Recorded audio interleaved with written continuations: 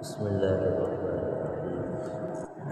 الحمد لله رب العالمين، والصلاة والسلام على النبي الكريم. أما بعد، الحمد لله، اللہ تعالیٰ کے فضل و کرم سے ہماری سورہ بلد کی تفسیر جاری ہے. 10 آیتوں کی تفسیر مکمل. سورت کا بنیادی ٹاپک اور مضمون یہ تھا کہ اللہ تعالیٰ نے فرمایا ہے کچھ چیزوں کی قسم کھا کر کہ انسان کو ہم نے مشقت میں پیدا کیا ہے. مشقت کا مطلب تکلیف میں پیدا کیا ہے، اور اس تکلیف میں پیدا کرنے کے بعد اللہ اس بات کو کہنے کے بعد یہ کہنا چاہتے ہیں کہ زندگی کا یہ سفر جب مشقت اور تکلیف والا ہے، اور آدمی کی عادت ایسی ہے کہ وہ خود اپنے سفر کو تکلیف والا بناتا نہیں ہے، تو اسی بات پتہ لگتی ہے کہ اس کی زندگی کا شیڈول کسی اور نے بنایا ہے. جب کسی اور نے شیڈول بنایا ہے اور اسی کا بس چل رہا ہے، تمہارا نہیں چل رہا ہے، تو عقل مندی یہ ہے کہ جس کی طاقت اور پاور ہے اس کی مان کر چلو.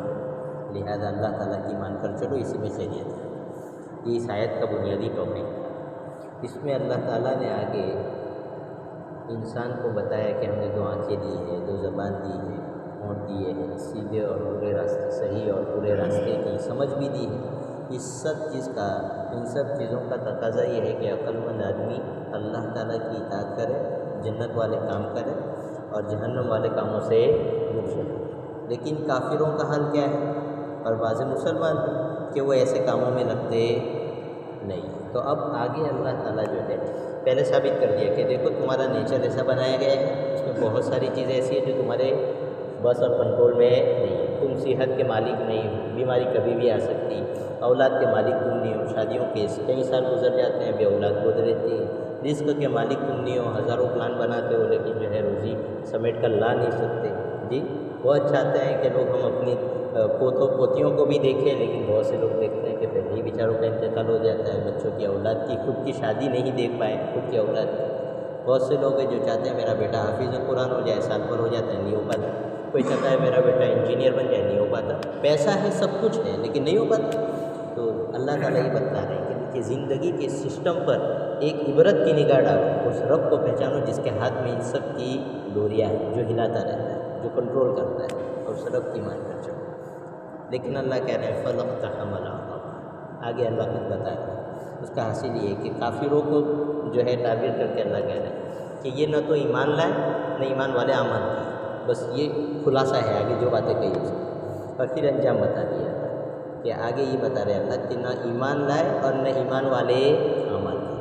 اب ایمان والے اعمال کی کچھ مثالیں اللہ تعالیٰ آگے بیان کر رہے ہیں، لیکن اس سے پہلے اللہ کیا کہہ رہے ہیں؟ اس سے پہلے اللہ تعالیٰ ایک سائیکولوجیکل جو سوچ ہوتی ہے پیچھے، یا یہ کہ آدمی سمجھ لو کہ ایمان والے اعمال جب کرتا ہے تو جس چیز کو اس کا نفس فیس کرتا ہے اس کو اللہ تعالیٰ کے اشارے میں بیان کر رہے ہیں.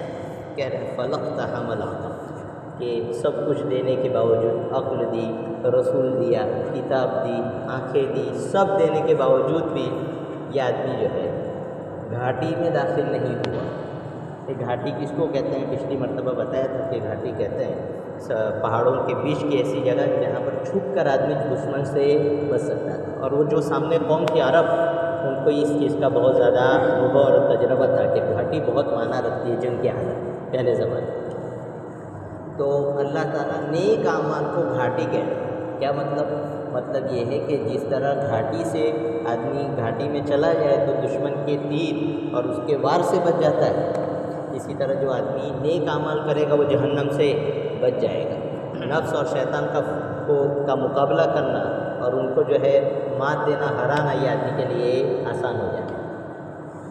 دوسرا مطلب یہ ہے کہ بھائی جس طرح گھاٹی ہوتی ہے اس کا چلنے کا راستہ جو ہے سیدھا سادہ نہیں ہوتا ہے. کہیں ڈھلان ہے، کہیں کھڈا ہے، کہیں اونچا نیچی جگہ ہے. بالکل سمپل جیسا راستہ ہوتا ہے ایسا راستہ نہیں ہے. تو اللہ تعالیٰ نیک اعمال کو گھاٹی بتا کر یہ بتا رہے ہیں کہ جس طرح گھاٹی پر چلنا آسان کام نہیں ہے نا، اس طرح دین پر استقامت کے ساتھ چلنا سب کے بس کی بات نہیں ہے. اس کے لیے تربیت کروانی پڑتی ہے. کیا کروانی پڑتی ہے؟ تربیت. کسی کے ساتھ تعلق رکھنا پڑتا ہے، تب جا کر ہر ایک کی تربیت کی جاتی ہے. عالم ہو، پیر، مرید، شیخ ہو، بڑے سے بڑا بزرگ ہو، حتیٰ کہ نبیوں کی بھی تربیت ہوتی ہے، لیکن نبیوں کی تربیت کون کرتا ہے؟ اللہ تعالیٰ کرتا ہے۔ نبی کی تربیت براہ راست اللہ کرتا ہے۔ اور اس کے بعد ایک سلسلہ ہے، صحابہ کرام کی تربیت حضور اقدس صلی اللہ علیہ وسلم نے کی، ان کے بعد جو علماء آئے ان کی تربیت صحابہ نے کی۔ ایک سلسلہ ہے، جس طرح میں نے اس سے پڑھا، ایسا سلسلہ ہے نا ہمارے یہاں۔ ایک حدیث ایک عالم دین آج آپ کو سنا دے تو وہ بتائے گا کہ میں نے فلاں استاد سے پڑھا ہے، پھر وہ بتائے گا کہ یہ حدیث اس استاد نے فلانے سے پڑھی تھی، وہ فلانے سے پڑھی تھی، فلانے سے پڑھی تھی۔ اسماء رجال کا فن ایسا ہے اسلام میں کہ اگر دنیا اس فن کو جان لے اچھی طرح اور دشمنی کے بغیر اس کو پڑھ لے تو اسلام لے آئے کہ ایک بات قرآن اور حدیث کے بارے میں کوئی آدمی یہاں سے یہاں اٹھا کر خود نہیں رکھ سکتا۔ اتنا جو ہے محفوظ دین اللہ نے ہمیں دیا، یہی وجہ 1400 سال ہو گئے ہمارا قرآن کا ایک حرف نہیں ہوتا۔ حضور اقدس صلی اللہ علیہ وسلم کے احادیث سلامت ہے۔ تو یہ ایک طریقہ۔ اسی طرح جو تربیت لیتے ہیں بھائی، جیسے خانقاہ چلتی ہے نا بھائی، یہ خانقاہ تربیت کی جگہ ہے، وہاں جاتا ہے آدمی، بزرگ سے تعلق رکھتا ہے، اپنے گناہ بیان کرتا ہے، اپنی عادتیں بیان کرتا ہے، نمازیں چھوٹ جا رہی ہے اس کو بیان کرتا ہے۔ اب اس کو اللہ کے ساتھ ایسا تعلق ہے، پاور ہے کہ ایسا سمجھو کہ وہ گرم انگارہ ہے، اس کے پڑوس میں دوسرا بجھا ہوا انگارہ رکھ دو، وہ ٹچ ہو جائے اس کے ساتھ تو تھوڑی دیر میں وہ بھی کیا ہوگا، جل جائے گا، اور پھر پورا جلے گا تو زیادہ رہے گا۔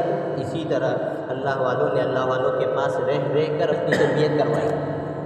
پڑوس میں حکیم اختر صاحب تھے، 17 سال تک پوری جوانی اپنے شیخ کی خدمت کی جنگل میں، صرف اس لیے کہ ہمیں ایسا جینا آ جائے جس سے اللہ اس کا رسول راضی ہو۔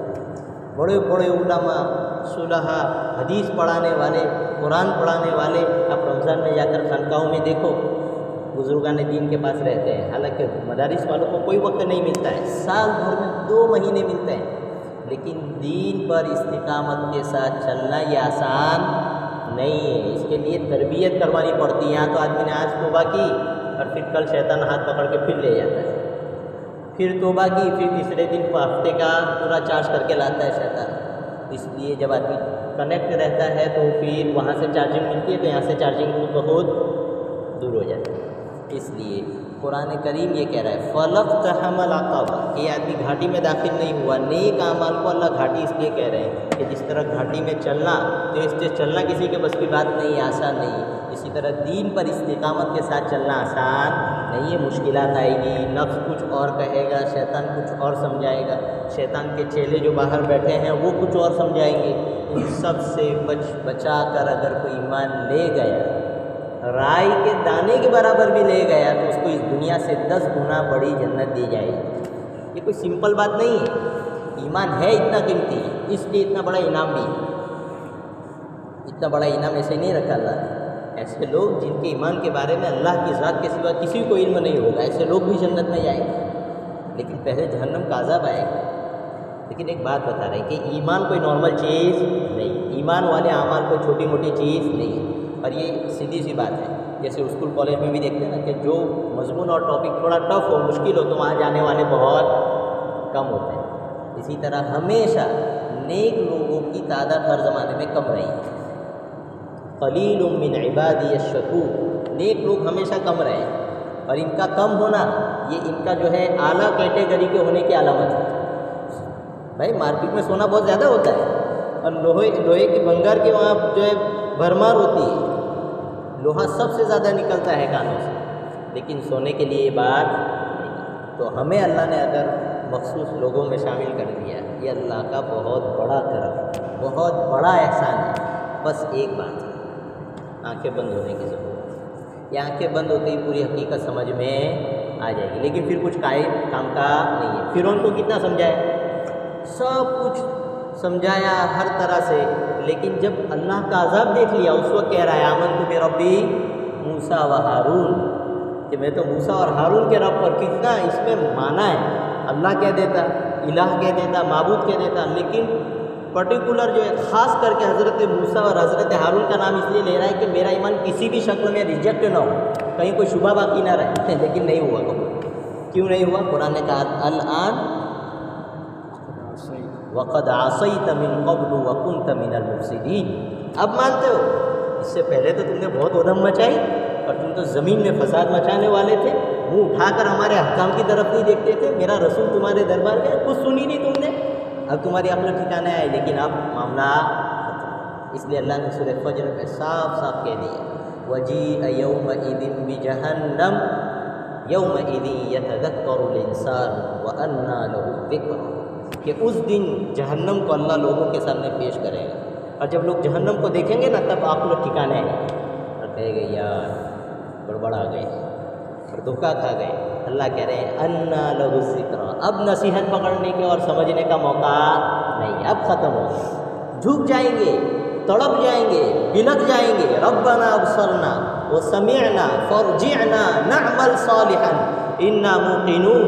ये अल्लाह ने देख लिया, सुन लिया, सब कुछ कर लिया, यकीन भी हो गया, एक मरतबा वापस कर दिया, एक मरतबा वापस कर दीजिए, हम सब कुछ कर लाएंगे।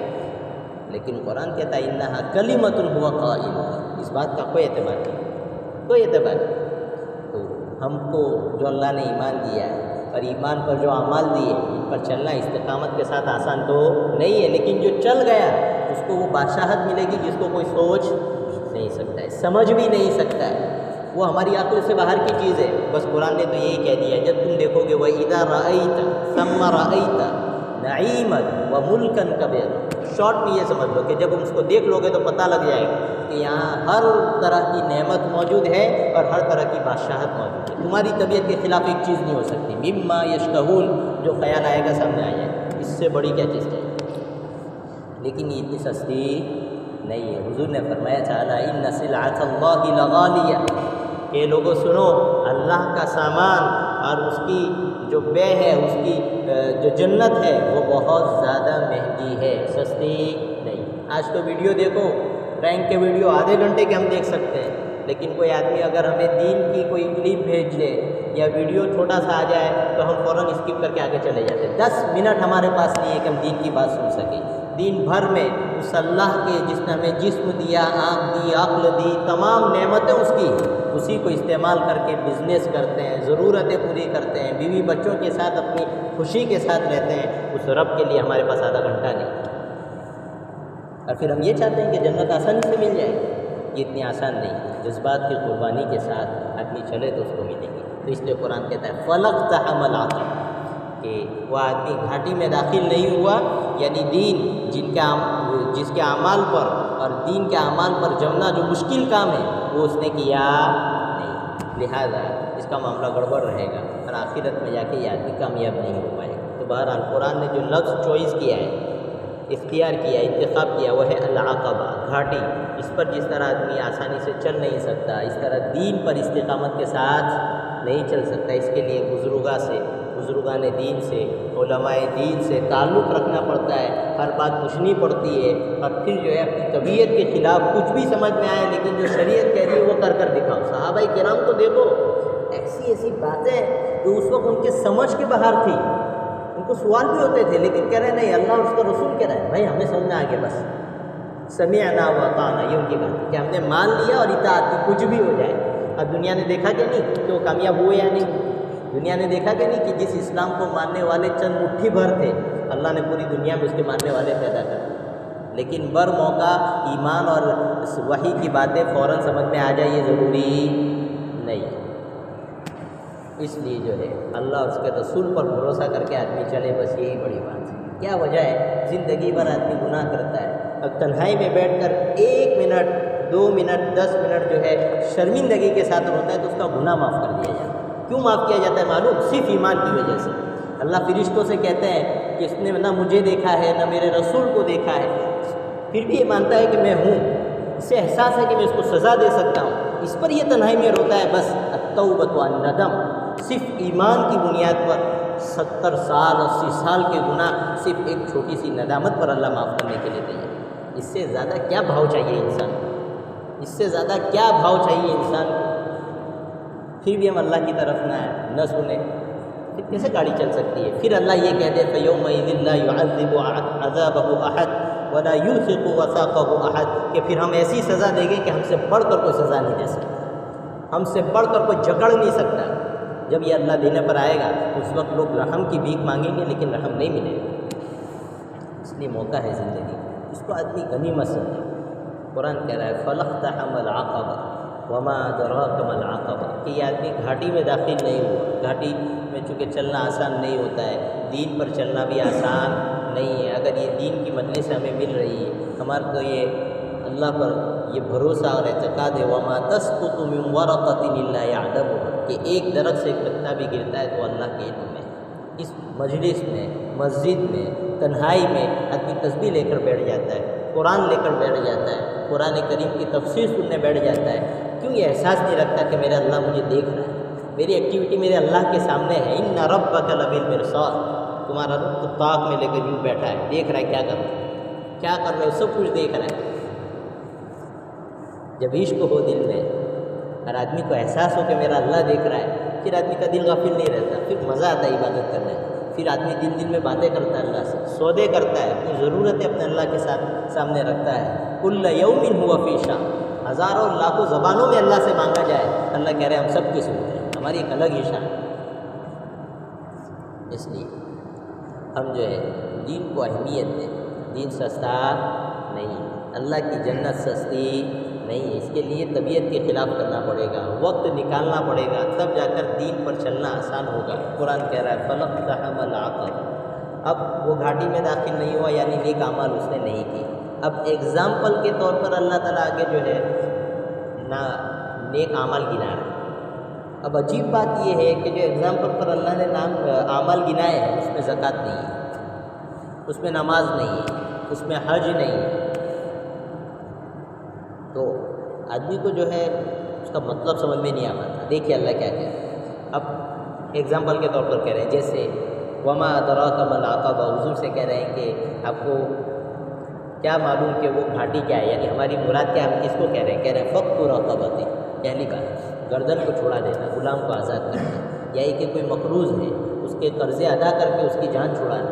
یا بہت ساری لڑکیاں ہیں اس کی شادی نہیں کرا سکتا، اس کی مدد کر دی آپ نے کہ اس کی ذمہ داری سے، اس کے بوجھ سے آپ نے اس کو نکال لیا. یہ بہت بڑا کام ہے. لیکن چونکہ پیسہ جانا بہت طبیعت پر بھاری پڑتا ہے، جیسے راستے پر چلنا مشکل ہے نا، بہت بھاری پڑتا ہے. عقل کے باہر ہے کہ میں محنت کر کے کما رہا ہوں یار، دن رات میں کر رہا ہوں، یہاں سے یہاں انویسٹ کر کے میں جو ہے اپنا ریشو بڑھا رہا ہوں اپنی انکم کا، اور پھر میں اس آدمی کو کیوں دے دوں؟ بھائی دے دو اس لیے کہ اللہ کہہ رہا ہے، دے دو اس لیے کہ تمہارا یہ پیسہ ہمیشہ کے لیے کہاں جا رہا ہے؟ اللہ تعالیٰ کے اکاؤنٹ میں جا رہا ہے. اللہ نے کہا ہے ما عندکم ینفد وما عند اللہ باق، کہ جو تمہارے پاس ہے وہ ختم ہو جائے گا. یعنی اللہ نے بہت لاجیکل بات کہہ دی، بہت عقل میں آنے والی بات کہ دیکھو تمہارے پاس ہے، کب تک سنبھال کر رکھو گے؟ ایک دن مر جاؤ گے. چلو تمہیں کوئی مصیبت بھی پیش نہیں آئی، ضرورت بھی پیش نہیں ہے، تو یہ پیسہ تو ایسا کا ایسا تمہاری اولاد و نسلوں کے پاس چلا جائے گا اور وہ اڑا کے ختم کر دیں گے. تمہارے پاس کیا رہا؟ کچھ بھی نہیں رہا. تو کہہ رہے ہیں اس کو خرچ کرو اور جو ہے اس کا بدلہ ہمارے پاس آ کر جنت میں لے لو. قرآن کہتا ہے وَمَا لَكُمْ أَلَّا تُنْفِقُونَ فِي سَبِيلِ اللَّهِ وَلِلَّهِ مِيرَاثُ السَّمَاوَاتِ وَالْأَرْضِ کہ تمہیں کیا ہو گیا، تم اللہ کے راستے میں خرچ کیوں نہیں کر رہے ہو؟ یہ اللہ سوال کر رہا ہے. اللہ کہہ رہے ہیں کہ وَلِلَّهِ مِيرَاثُ السَّمَاوَاتِ وَالْأَرْضِ کہ جیسے باپ مر جاتا ہے تو دولت کہاں جائے گی؟ بیٹوں کے پاس جائے گی. اللہ کہہ رہے ہیں تم سب مر جاؤ گے، كُلُّ مَنْ عَلَيْهَا فَانٍ تو یہ آسمان اور زمین کے خزانے کس کے پاس آئیں گے واپس؟ وَلِلَّهِ مِيرَاثُ السَّمَاوَاتِ ہمارے پاس آئیں گے. تو یوں بھیجو تو بھی آنے ہیں اور نہیں آئیں گے تو زبردستی آئیں گے. تو عقل مندی یہ ہے کہ پہلے اپنے اختیار سے بھیج دو، زبردستی آئیں گے اس کو کوئی فائدہ ہونے والا نہیں. لیکن تم ابھی بھیجو گے تو ہم تمہارے اکاؤنٹ میں لکھیں گے کہ تم نے بھیجا تھا. اور ایک ایک پیسہ فَمَن يَعْمَلْ مِثْقَالَ ذَرَّةٍ خَيْرًا يَرَهُ رائی کے دانے کے برابر بھی اگر کسی نے کوئی نیکی کی ہوگی، اللہ کہہ رہے ہیں قیامت کے دن اپنے اس نیکی کو دیکھ لو. فَمَن يَعْمَلْ مِثْقَالَ ذَرَّةٍ شَرًّا يَرَهُ اور رائی کے دانے کے برابر بھی گناہ کیا ہوگا اور اسی گناہ پر آدمی مر گیا ہے تو قیامت کے دن وہ ان گناہوں کو بھی کیا کر لے گا؟ دیکھ لے. تو یہ بات ہے. وَمَا أَدْرَاكَ مَا الْعَقَبَةُ فَكُّ رَقَبَةٍ تو مال خرچ کرنا چاہیے ہمیں، کسی کا قرضہ ادا کرنے میں، کسی کی شادیاں کروانے میں. یہ بہت کرنے کے کام ہے لیکن اس کو لوگ سمجھتے نہیں. دیکھیے دو چیزیں سمجھیے، ایک ہے شوق پورا کرنا اور ایک ہے جس کی آپ عبادت کر رہے ہیں اس کے مزاج کے مطابق آپ چلیں. دونوں بہت الگ چیزیں ہیں. دیکھیے شریعت کا فہم اسی کو کہتے ہیں کہ ہر موقع پر اللہ اور اس کا رسول ہم سے کیا چاہتا ہے. بہت سی چیزیں ایسی ہوتی ہے کہ جس میں آگے پیچھے کرنا پڑتا ہے. اب ایک آدمی ہے, اس نے حج کر لیا, عمرہ بھی کر لیا. اب جس بستی میں رہ رہا ہے اس بستی میں ایسے لوگ ہیں جو بھائی ایک وقت کا کھانا کھاتے, ایک وقت بھوکا رہتے ہیں, یا بیمار ہو جاتے, اپنی دوائیاں نہیں کرا سکتے, بیٹیاں ہیں لیکن شادی نہیں کروا سکتے, نوجوان بچے ہیں لیکن اچھا کوئی روزگار نہیں. اب یہ آدمی عمرے کے بعد عمرے پر, ہر سال اس کا عمرہ فکس ہے, عمرے پر عمرہ کر, عمرے پر عمرہ کر.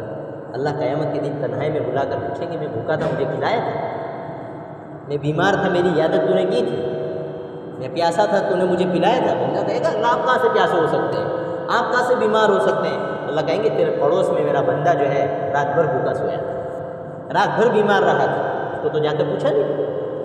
تو یہاں پر اس کے مقابلے میں آپ کس کو ترجیح دیجیے؟ کسی کے آپ جو ہے شادی کروا دیجیے, کسی کا قرضہ اتار دیجیے, کسی کو جو ہے آپ معاشی اعتبار سے مضبوط کر دیجیے.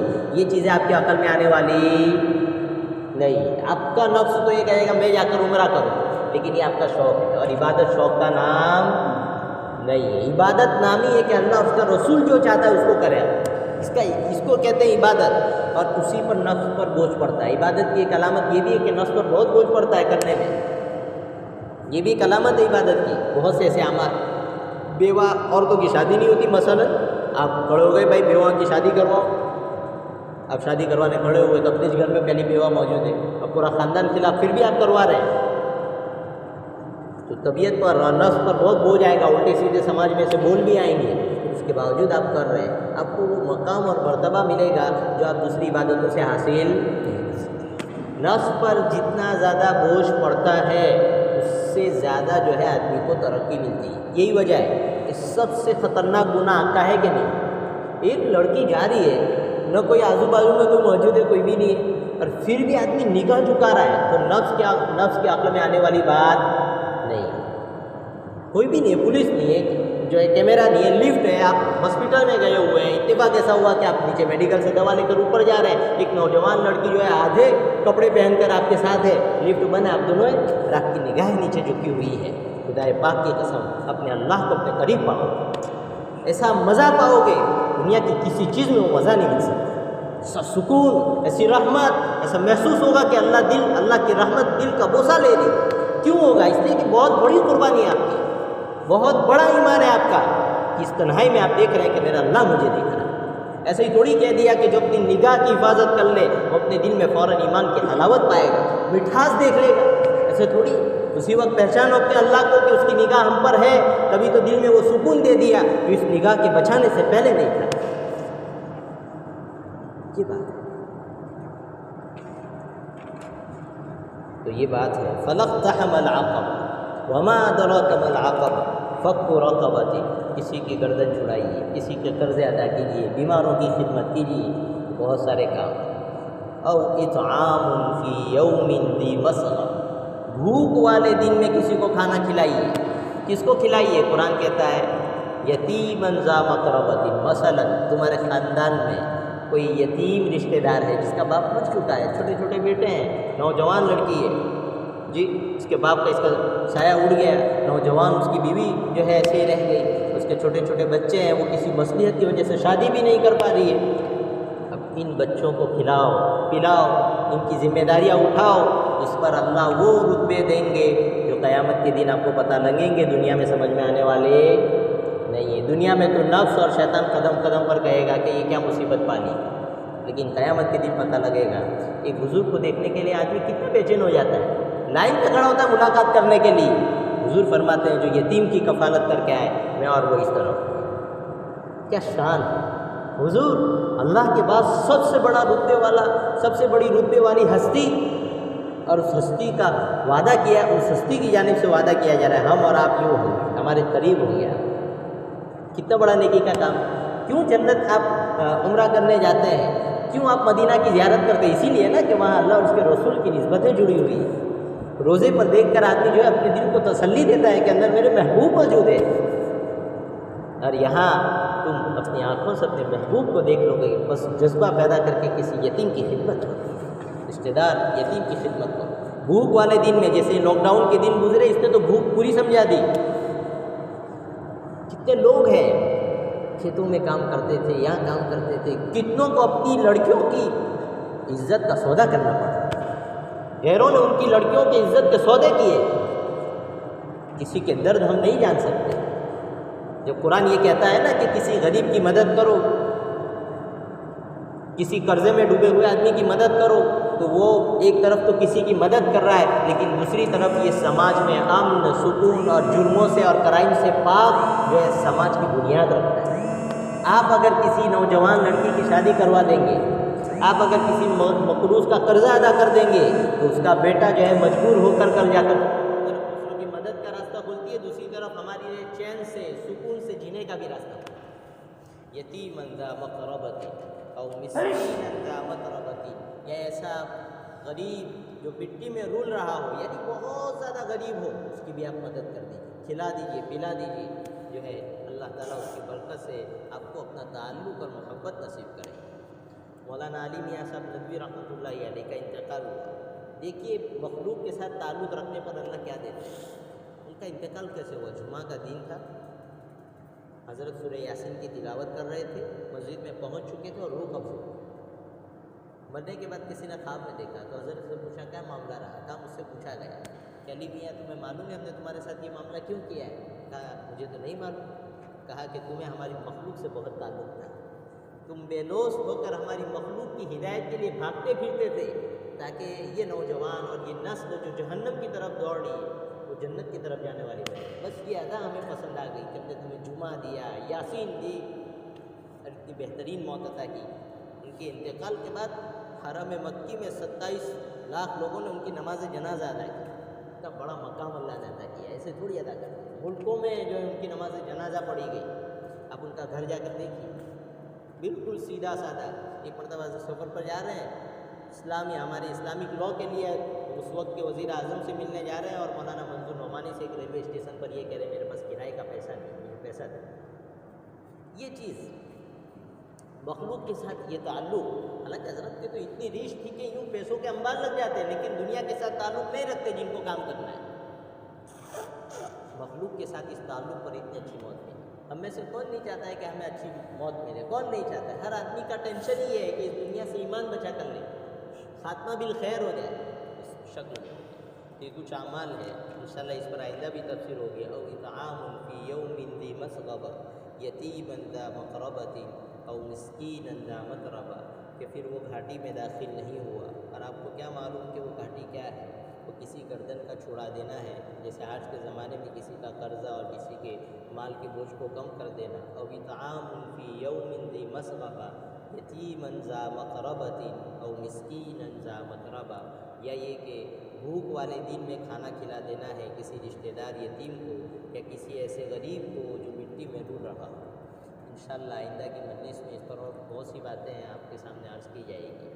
شعبان کی آخری مجلس ہے۔